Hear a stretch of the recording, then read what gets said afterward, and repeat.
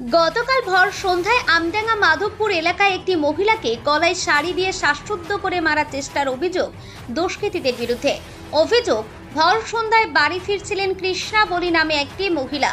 হঠাৎই বাড়ি ফেরার পথে দুই দুষ্কৃতী এসে জঙ্গলের দিকে হাত ধরে টানতে টানতে নিয়ে যায়। আমি তখন একজনকে ডাকতে থাকি, চিৎকার চেঁচামেচি করলে শাড়ি দিয়ে আমার গলায় শ্বাসরুদ্ধ করেও মুখে হাত দিয়ে চেপে রাখে ওই দুই দুষ্কৃতী।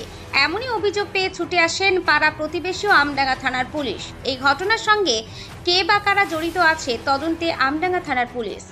Bureau report, NB Bangla media. দোকান থেকে আসছিলাম 7:30 কি 8টার মধ্যে। তখন আমরা দুটো লোক হাত ধরে খুব টানা হেঁচড়া করে বাগানের দিকে নিয়ে যাচ্ছিল, জঙ্গলের দিকে। তারপরে যে আমি চেঁচিয়ে উঠলাম হেবলেদা করে, ওই সামনে একটা দোকান আছে, ওনার নাম হেবলে। আমি চেঁচিয়ে উঠলাম, তখনই করলো কি আমার এই শাড়িটা নিয়ে পেঁচিয়ে দিয়ে মুখটা চেপে ধরলো। ধরার পরে আমি এই দিশা না পেয়ে হাতের মধ্যে কামড়িয়ে দিয়ে তারপরে ওই ধাক্কা দিলাম। ধাক্কা দেওয়ার পরে ওরা পড়ে গেল। পড়ে যাওয়ার পরে আমি পাশে দেখি বাঁশ আছে, একটা বাঁশের লাঠি নিয়ে ওদের গালাগালি দিয়ে বললাম, সুরে বাচ্চা তোর মার সাথে ইয়ার্কি করছিস, এদিকে আয়, দাঁড়া, সাহস থাকলে। তারপর দেখলাম যে ওরা দৌড়িয়ে রাস্তার দিকে চলে গেল। আমি অন্ধকারে দেখতে পাইনি।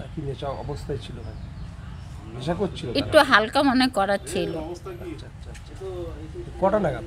7:30 থেকে 8টা। সেটাও বলতে আশেপাশের হয়তো হইতে পারে, নাহলে বাইরের ঘটনাস্থলে পুলিশ এসেছিল। হ্যাঁ, কালকে রাতের দিকে এসেছিল। কি বললো তারা? বললো থানায় একটা কমপ্লেইন করতে। কোন জায়গায় ঘটনাটা ঘটলো? এলাকা কোন এলাকায়? এটা মাধবপুর মেহর আলী বাজারের সামনে। নাম? আপনার নাম? কৃষ্ণ বলি। এখানকারই বাসিন্দা?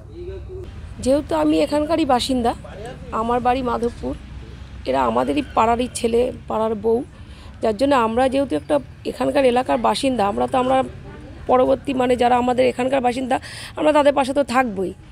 আমরা মানুষে আমাদের যে মানুষ, তাদের পাশে আমরা থাকবো না? আমাদের তো সেখানে থাকতে হবে। এমন ঘটনা আগামী দিন যাতে না ঘটে কি পদক্ষেপ নিচ্ছেন? আমরা এটাই বলতে চাই, এখানে তো আগাগোড়াই দেখেছি চারিদিকে নাকি মদ্যপ অবস্থায় থাকে, গাঁজা, তারপরে বিভিন্ন ধরনের নেশা এই আশেপাশে করে।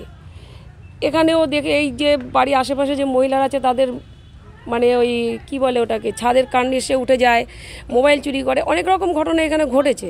তা আমরা চাইছি যাতে এই ঘটনাগুলো যেন না ঘটে, যাতে আপনারা এইটাই ফোরকাস্ট করুন, সব দিকে জানান, যাতে এই রকম যে এই আশেপাশে যে মহিলারা যাতে যাতায়াত করতে পারে, ভালোভাবে চলাফেরা করতে পারে। রাত্রে সন্ধ্যের পরে কেউ বাইরে বেরোতে পারছে না, ভয় লাগছে যে এরা মদ্যপ অবস্থায় থাকে, তা আমরা যদি যাই আমাদের উপর অ্যাটাক করতেই পারে।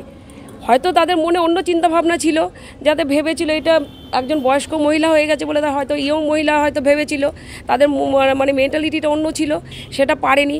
তখন তারা এই দিদির ভয়তে, মাসিমার ভয়তে, যখন মার দেওয়ার ভয় দেখিয়েছে, তারা পালিয়ে গেছে। হয়তো মাসিমার জায়গায় যদি অন্য কোনো মহিলা যদি হতো, হয়তো তার অবস্থা আরও খারাপ হতে পারত। আর আমরা চাইছি যাতে এই জিনিসগুলো না হয়, এই ব্যবস্থাটা আপনারা একটু করুন, যাতে এইভাবে এখানে চারিদিকে কেউ মধ্যস্থ অবস্থায় না থাকে, কোনো নেশাভ্রান্ত কেউ না করে, যাতে মহিলারা সুস্থ সম্পূর্ণভাবে ভালোভাবে বাড়ি ফিরতে পারে, যাতায়াত করতে পারে। এটা এখনও বলতে পারবো না, কিন্তু যারা নেশাগ্রস্ত করে, যারা প্রতিনিয়ত এখানে থাকে, নেশাগ্রস্ত করে, নিশ্চয়ই তাদের মধ্যে কেউ হবে। তাছাড়া তো অন্য বাইরের থেকে তো আর কেউ আসবে না, নিশ্চয়ই আশেপাশের লোক। পুলিশ ঠিকঠাক তদন্ত করুক। পুলিশের তো উচিত যে এই মহিলাদের নিরাপত্তা দেওয়া। তারা এখানে এই রাত্রিবেলায় থাকে, এরা একা, হয়তো বেটা ছেলে বাড়ি থাকে না, এই মহিলাটা একাই থাকে, তাদের উপরে তো এসে বাড়িতেও তো হামলা করতে পারে। আমার নাম পাপিয়া ঘোষ। গতকাল রাত্রে কি হয়েছিল যদি বলেন? আমি তো কিছু জানি না। তখন থেকে যখন ছুটে চলে এলো, তখন এসে আমাকে বলতে, তারপর আমি ছুটেছি, যে তারপর পালিয়েছি। লোক বলছে মাঠে ছুটে পালিয়েছি, আমি কিছু জানি না। তো এখানে কিন্তু প্রতিনিয়ত যারা অভিযোগ করছে নেশাগ্রস্ত ছেলেরা এখানে নেশা করে, নেশা বাগানে করে। আচ্ছা, আপনি দেখতে পাননি কিছু? না, আমি কাল জানিনি তো কিছু ঘটনা, জানলে তো বলে দিই। আচ্ছা, দোকানের চত্বরই হয়েছে ঘটনাটা? হ্যাঁ, সেই ওই ভেতর না, দোকান ছাড়া অনেক দূর। আচ্ছা, ভিতরের দিকে। হ্যাঁ, সেই ভেতর। আপনার নাম? রত্নাকর পাত্র। এখানেই বাড়ি? না, হ্যাঁ, এখানেই বাড়ি, কাছে।